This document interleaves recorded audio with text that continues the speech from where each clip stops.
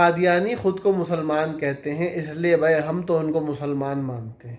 یہ ہمارے بہت سارے نادان مسلمان بھائی کہتے ہیں، ہماری نادان مسلمان بہنیں کہتی ہیں، اور ان لوگوں سے درد دل سے میں یہ اپیل کر رہا ہوں کہ دھیان کے ساتھ اس پوری بات کو سن لو ایک بار، اس کے بعد فیصلہ کر لینا کہ قادیانی مسلمان ہیں یا نہیں ہے، یا آپ کو ان کو مسلمان کہنا چاہیے یا نہیں کہنا چاہیے۔ آج 7 ستمبر ہے، پورا پاکستان یوم ختم نبوت منا رہا ہے، اور یہ میرا پیغام میرے تمام بہنوں اور بھائیوں کے نام ہے کہ خدا را اس کو آگے سے آگے شیئر کرو، تاکہ لوگوں تک یہ بات پہنچے کہ قادیانی کو مسلمان کہنا آپ کو دھوبی کا کتا بنا دے گا۔ اب یہ کیوں بنا دے گا، اس بات کو اچھی طرح سمجھو۔ دیکھو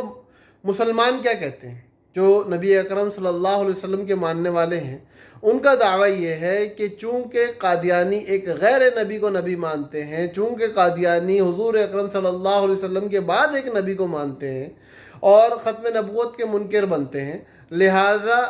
قادیانی دائرہ اسلام سے خارج ہیں، مرتد ہیں، کافر ہیں، اور اس کے اوپر پوری دنیا کے مسلمان علماء کا اتفاق ہے۔ تو ایک طرف مسئلہ کیا بنا، ایک غیر نبی کو نبی ماننا، ختم نبوت کا منکر ہونا۔ دوسری طرف مسئلہ کیا ہے، قادیانی یہ کہتے ہیں کہ چونکہ مسلمان جو ہیں وہ ایک آئے ہوئے نبی کے منکر ہیں، وقت کے نبی کے منکر ہیں۔ قادیانیوں کے نزدیک تو ملعون مرزا جو ہے وہ نبی ہے نا،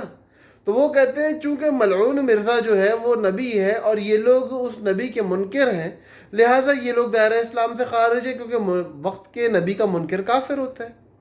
تو اب دونوں طرف معاملہ یوں چل رہا ہے، اور آپ لوگ جو ہو، جو اپنی معصومیت میں، اپنے نادانی میں، اپنی بلا وجہ کی محبت میں یہ بات کر رہے ہو کہ قادیانیوں کو مسلمان خود کے کہنے کی وجہ سے مان لیا جائے، تو یا تو آپ یہ کہہ رہے ہو کہ مرزے کو نبی مان لیا جائے، اگر مرزے کو نبی مانیں گے تو آپ قادیانی ہو جاؤ گے اور آپ خود کافر ہو جاؤ گے، مسلمانوں کے نزدیک آپ کافر ہو۔ اور اگر آپ یہ کہہ رہے ہو کہ مرزے کو نبی نہ مانو اور قادیانی مسلمان ہے، تو پھر قادیانیوں کو مسلمان مانتے ہو اور مسلمانوں کے نزدیک آپ کافر ہو جاؤ گے۔ تو اب سوچ لو کہ ان مسلمانوں کے نزدیک کافر ہونا ہے یا ان مسلمانوں کے نزدیک کافر ہونا ہے، باہر تو صورت آپ نے کافر ہونا ہے۔ اس لیے بہتر یہی ہے